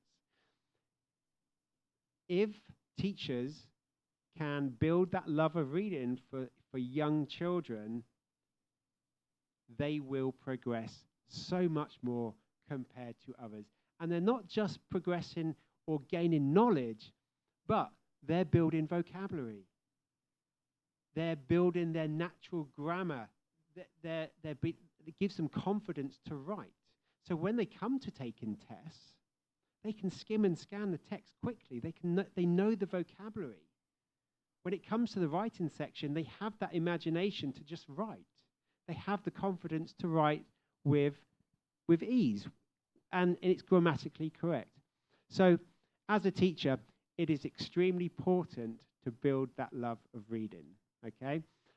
And that is my main point, and I hope any teachers out there, if you are thinking about getting into teaching, please try to build that motivation and allow your students to simply read and enjoy reading. And if you do that, they will build the love.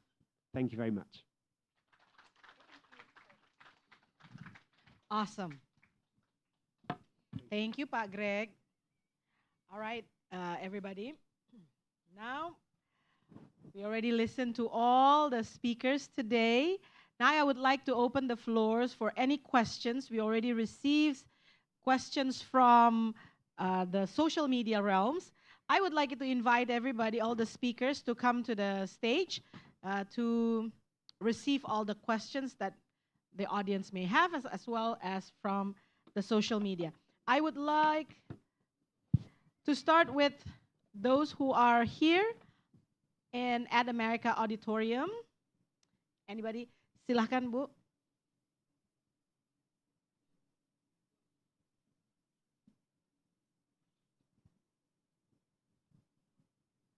Okay, thank you for the pleasure here. It's very interesting to listen. Maybe you can introduce first. My name is Dahlia. I'm a teacher also. Sorry, I'm coming late because teach first, then come here. I think I agree with you, Mr. Greg, to build the motivation for the students to love reading. But I have one case is my student doesn't like read. He is in primary one, and I think because it's still primary one, he need to learn how to spell first, right, sir? So how to raise awareness that learning is very important than watching a TV. That's my question. Thank you, sir. For grade one, for a grade one Grade student. one student. Yeah, I think if he's struggling to read, there's this whole like input hypothesis that if a student reads and the level is too high, they're not going to take any of that input in. So I think to answer your question is to make sure that the level is correct for that student and to make it a fun and interactive experience for him. There are many different types of books. And I think if you do that slowly, that motivation then builds up. I've got a young son. He's in kindergarten. And if I gave him a book with lots of words, he's not going to listen. He's not going to sit there for more than a minute. So I have to sort of play that input down. So I think it's choosing the right book for those students and make sure that input is correct and at the right level for them. And that will motivate them, I think. Baik, terima kasih Bu. Anybody else from the floor at the auditorium would like to ask questions? If not, I will move to the social media. Silakan Bu Vera. Okay, addressed to Miss Herdiana. It's always been a confusion to me to make a clear-cut definition of children's literature, especially like a decades ago or maybe longer when Harry Potter was first published. It was a huge success. But then soon after, there was a kind of, pro and cons. This is not for children. This is for adults, even the thickness of the novels and the content. And it made me so confused until now. I mean, that, say, the umbrella definition, it's quite loose, So could you help me more? I mean, I know it could be maybe you need like one semester, but just make it brief. What can decide that this is suitable for children or not? Thank you. Thank you, Bufera. That is the million-dollar question, I think. What is suitable for children? We debate that in class as well, because when it comes to children's literature, there is a power imbalance, right? The creators, the people who buy the text, they are all adults. Children are the ones who are at the very bottom of the food chain, sort of. So they sometimes don't have voices, many times don't have voices. Their own preferences are unheard, right? For example, I like comic books, Mom, but then the mother says it's not suitable, it's not good for your brain or something like that. So it always depends, I'm afraid, depending on the gatekeepers of that child's life. Every child has a gatekeeper, more than one. All the adults in the children's lives. So it will be fortunate for the children if the gatekeepers in their lives are the ones who liberate their choices. You can read anything you want. Read up, yeah. So if you are already finishing all these books for your age, you can read for the books for the age above you as well. But for the other children who are not encouraged to do so, then they will either discouraged, demotivated, struggle. They're being gate-kept, is that a word? Yeah, they're being watched a lot, right? Some parents do that too, like you cannot read this, you cannot read this, but this you can, I will because I buy this for you, right? You can buy it or you cannot buy it on your own. So it is a tension always between adult and children when it comes to children's literature. And it is fascinating, of course. But yeah, it is a tension. It is depending, again, in each household, who gets the say. The mothers, the fathers, yeah. I hope that answers the question. Thank you. I don't think that's a semester's worth. It's more on a PhD level question. All right, one more questions from the floor, if there's any. Silahkan, Dita. My name is Dita. I'm a Sampurna University student. And I would like to ask from Ms. Herdiana, actually, because I like your presentation about children's literature as a window or a mirror to the real world, the socio-political situation in real world. But to what extent, or is there any limit of what we can share to the children through these children books, Miss? Thank you. Thank you so much, Dita. That very much relates to Ibu Vera's question as well. What is suitable for children and who gets to decide? Again, it is open to different society, different cultural contexts, different family, different education. For me, myself, what I believe is that you can share anything. It is about how you share it. That's why children's literature is not simple. Yeah, it's not easy to write children's books. If some people say it's easy to write children's books, no, because you have to write all these abstract concepts in such few words, for example, yeah. Or difficult issues, what we call challenging topics in my program, refugees, wars, mental health, abuse, yeah. How do we communicate this with children? Again, about the suitabilityness. Yeah, is that a word? I keep inventing new words, I think. I'm so sorry. About the suitabilityness for the children. What is the correct word, Dr. Gina? Suitable, as a noun. Suitable. The suitable, uh, suitable, okay. I'm learning something new every day. So, yeah, the appropriateness. Thank you, Paika. So the deciders of the appropriateness, of course, again, the gatekeepers, Dita. So if the parents say, nope, this is not for you yet, for example, don't read about all these dark stuffs, even though outside over there, the world is falling apart anyway. So it is the reality, but some adults like to protect their children, and that's their rights. So again, it depends on the comfort level of the adults. Yeah, as teachers, how comfortable are you in sharing this kind of topics? If you feel not comfortable, then don't do it. Maybe you wait until you learn some more about how to do it.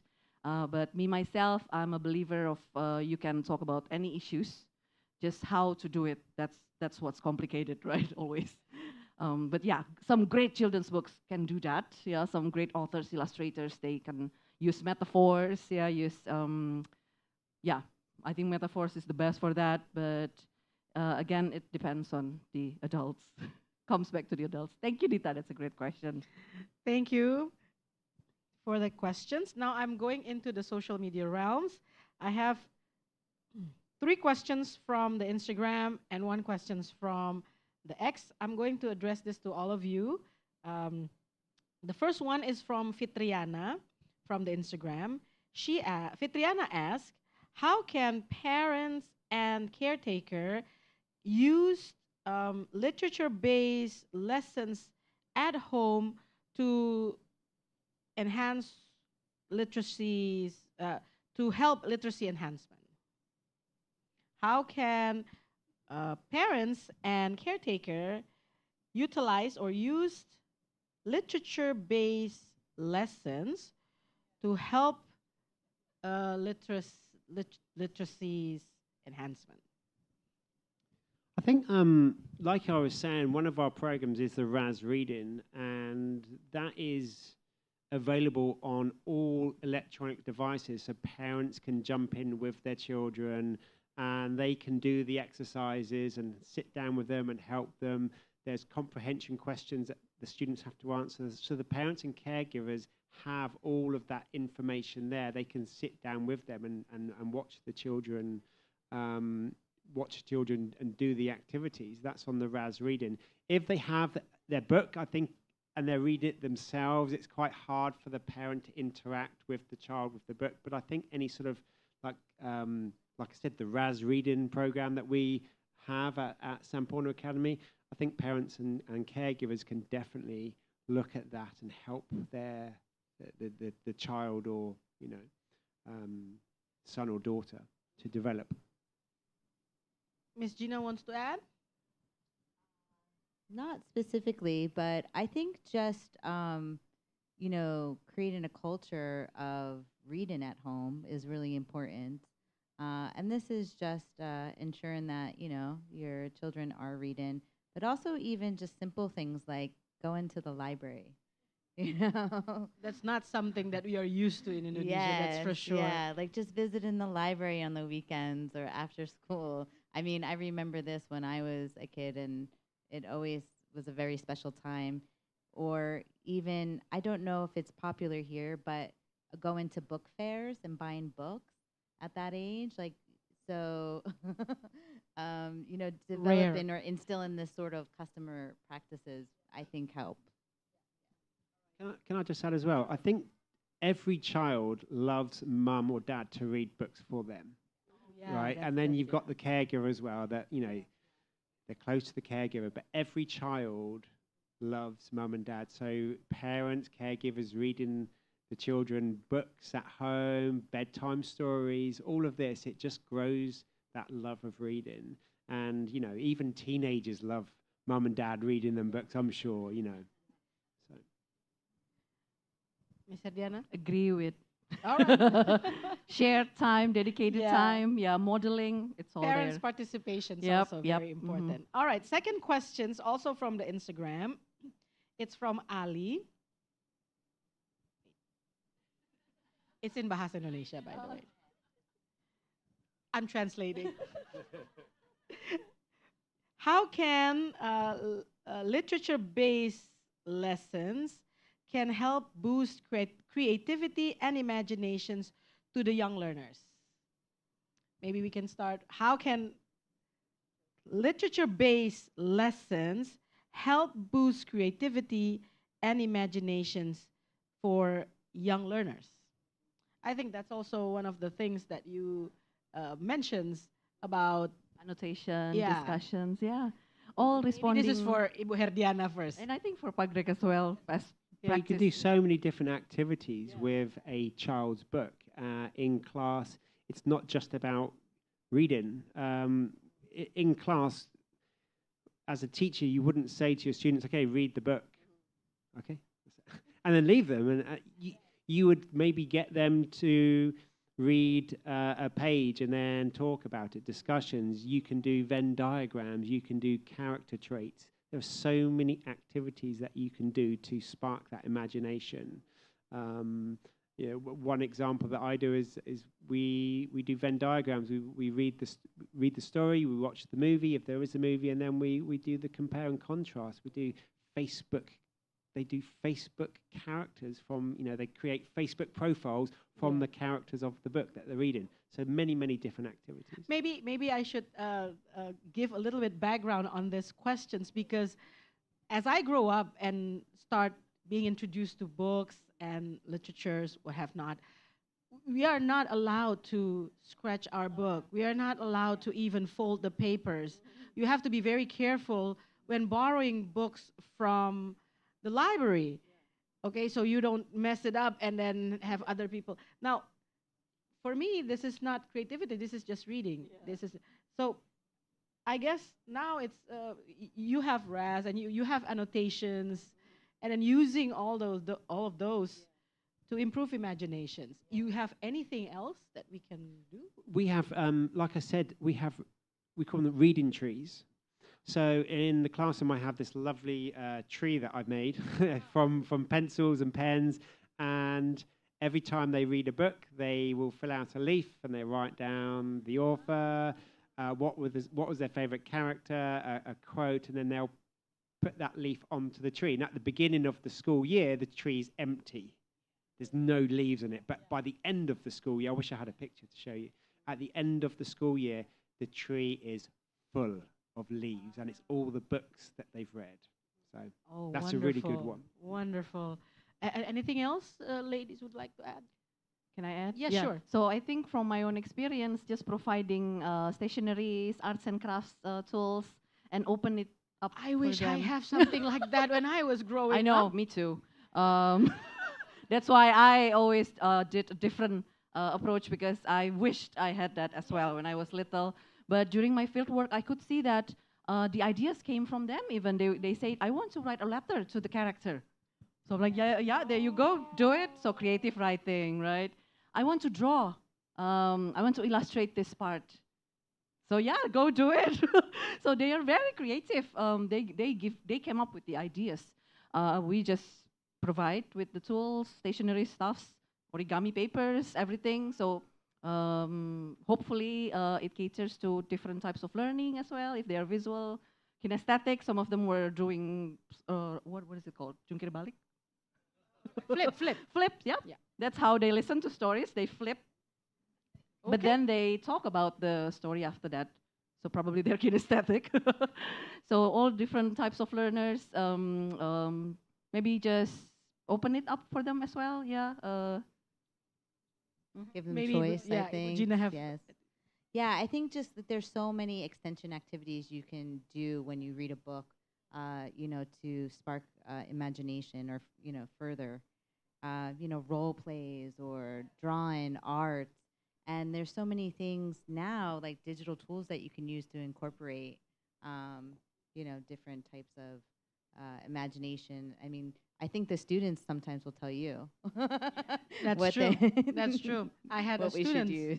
I had a student told me that whenever she reads, she actually act the character out, and the parents unfortunately discourage it because the parents think that she is going. I cannot say that on TV, right? But it's only lasted like 10 minutes. And after that, when she went back to the room and start reading it again, it's back. It's the acting out. Yeah. So that is wonderful. I wish I had done that when I was starting to read. All right, I have to go on. I have two more questions from the online community here. The third one is from Tiara.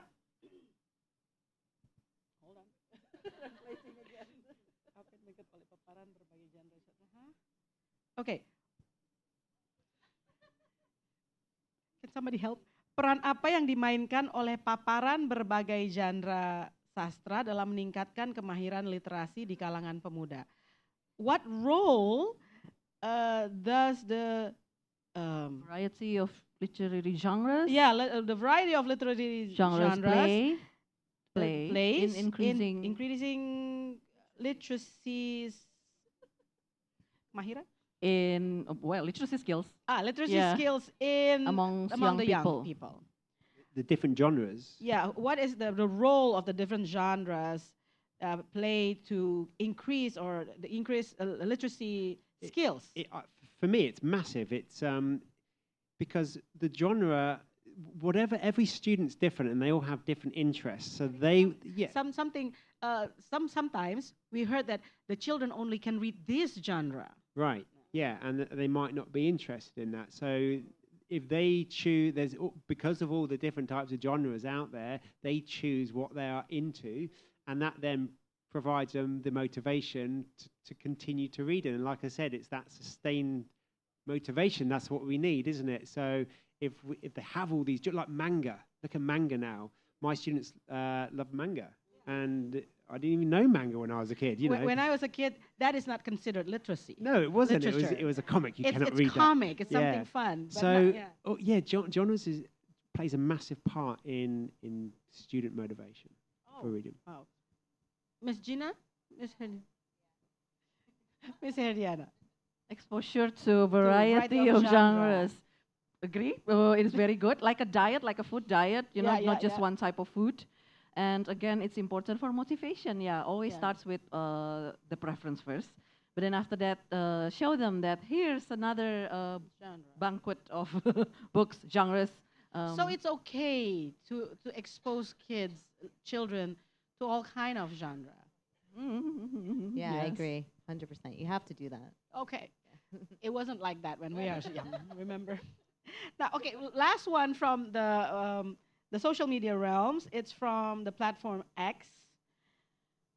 What is the challenges that teachers or educators face when we are trying to apply these literature-based lessons, literally to young people? What are the challenges, sir? So many. The real teacher. There are so many challenges. Like I said, for the students that have that intrinsic motivation, it's fine. They can just go off and read. But for the students that do not have that intrinsic motivation, that don't have that love, it is quite challenging to make them read a book. This was a true story. I gave out the one and only Ivan book 4 weeks ago. I said to one of my students, how's the book? Oh, I finished it. I've done it, in 2 weeks. And then I asked another student, how's the book? Have you read the 2 chapters yet? Or how far are you? Well, Mr. Greg, the books was at my grandma's house, and and it came up with all these excuses. Have you read it? No, not yet, but I will do. It's challenging, so I think it comes back to genres. That student might not have been interested in that particular genre, so you have to try and give them different types of books. And I think that's the key, isn't it? you have to get them to read what they are interested in. And I think if you can do that, then it helps, definitely. Wow. Whew, motivating people is not easy, isn't it? Especially for kids, and trying to find the correct literature that they like, text they like, or whatever platform it is. It's not challenging, and I really wish that this is also being done to the adults or the much more mature learners, because yeah, I can see that it's difficult for the kids, much more difficult for us adults. All right, one last round. I'm going to give just one more questions. Okay, no more. Oh, one more. I still have one more. Silakan. One more. Hello, good evening. First, I'd like to share my experience. So in sixth grade, at that time there was in Indonesia it's called a new order. Sorry, can you So- introduce Oh, yourself yes. first? My name's Prissy. I'm from South Jakarta. So I'd like to tell my experience first. I was in sixth grade, and at that time the library has all the books that are government sponsored, and some of those books are, I would say, not really suitable for children. Like, let me give one example, is Madame Nurbaya, and I remember I read one book. The English title would be The Dancer, and those who are here, you may know that it's Ronggeng Dukuh Paruk. And later on, I found out that it was for 17 plus. But then it fascinates me. There are some things in there that are, it's not just the intimate relation, but it's also about relation between men and women, which are the kind of like, there is a kind of a mother complex in it. But then what fascinates me more is about Indonesia, about the Javanese society, and how they perceive entertainer, and how they create a kind of a dance and art, which is like a community thing. My question is, how do you explain or receive a question or from children about something that is beyond their scope of living, like for example the political situation or the social background and something like that, and which was I can understand why they have those books. It's because they are a state acclaimed book that was really good literature, but it's just not suitable for children. But my question is that how do you perceive a question from children that is not beyond the scope of their living? Yeah, that's all. Great. With grade 5, I don't really get those kind of questions from my students, because all the books in school, we carefully select them, and the library is split between primary and secondary. So they haven't got access to any of the books that will maybe pose those questions. But however, they may read books at home that are inappropriate and that are out of our control. But to be honest, I don't really get those kind of questions as a grade 5 or primary school teacher. I think they're quite innocent still.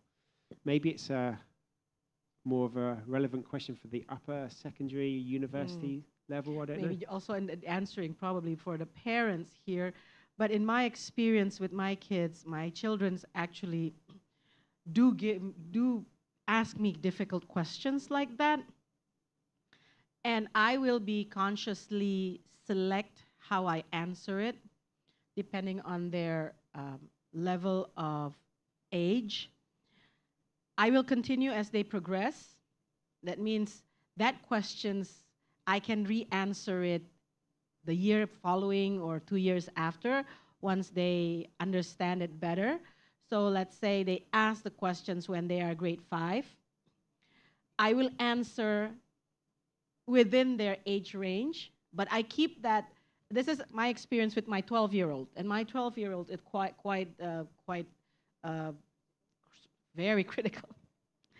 So she asked the questions when she was 5, and then I will re-answer it 2 years after. I answered her at that age appropriate, with an age appropriate answers, and that's depending on how much information we are going to give. And then 2 years later, when she asks different questions, I relate back to the, this is the parents' part where you have to remember a lot of things about your kids. But children and parents, we can do that. The difficult part is with teachers, probably. Yeah, with teachers, because we have limited time and limited sources, and we are not really that close to the children. But for parents and children, you can answer age appropriate and re-answer it following years. That's my experience. Oh, right. All right, I'm sorry. I have to close, everybody. Apparently, we are running out of time. So before we actually close, I would like to sincerely thank all my speakers today. Give them a round of applause. Thank you very much. I will also invite them, invite Pak Eka. There's something that we would like to give appreciations to our speakers for our sharing sessions today. I would like to invite everybody to stand and invite Pak Eka from Sampurna University to give all the speakers here a token of our appreciation.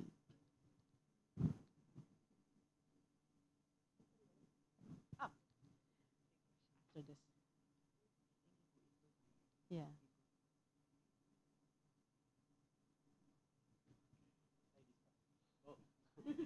Silahkan, terima kasih.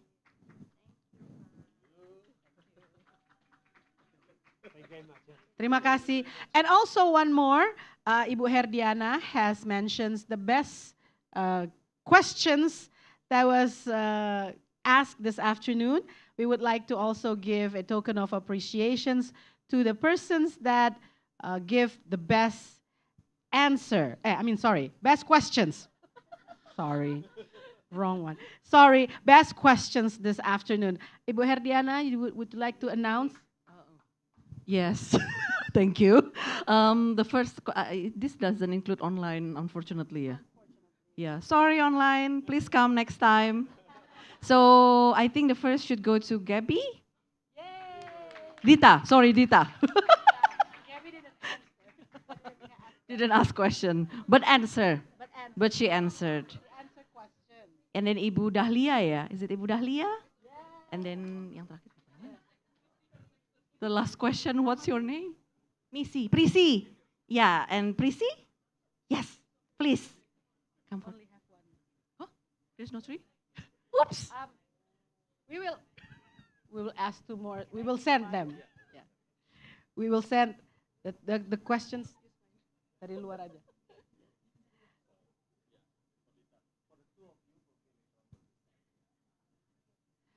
Jadi nanti ibu-ibu silakan tinggalkan nama, alamat, nanti akan dikirim oleh, ada satu lagi, Pak, ada satu lagi Pak. Ada satu lagi Pak.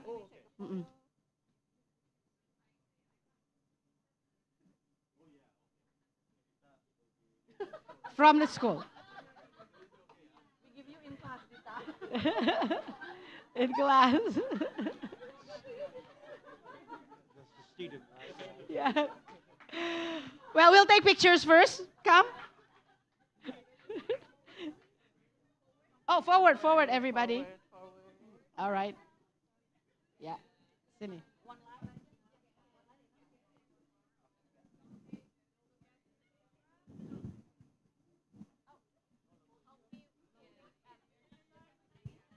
Yeah, okay, at America.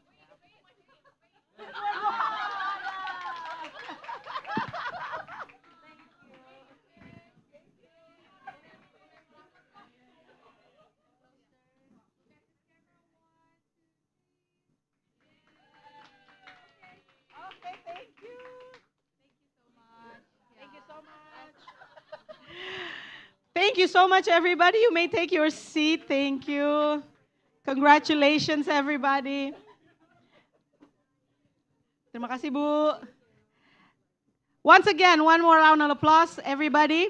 As we come to the conclusion of our discussion workshop, once again, I would like to express my sincere gratitude to each and every one of the speakers, Relo, Ad America, Sampurna University, Sampurna Academy. Thank you very much.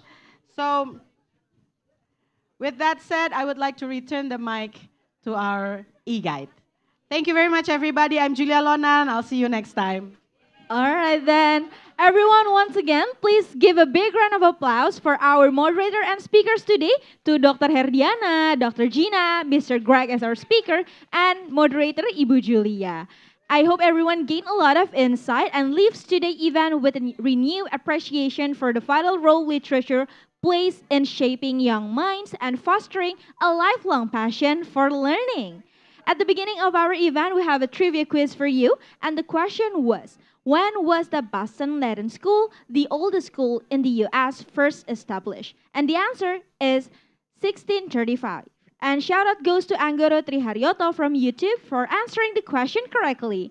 If you're interested to know more about Ad America and our upcoming events, kindly visit our social media pages. We're on Instagram, Twitter, and Facebook, AT America, and also consider to become our member at our website at www.atamerica.or.id. And with that, we've come to an end of our session for today. Thank you for today, and see you at the next At America event. Goodbye. All right, then, for those of you, thank you so much for participating today. And we have a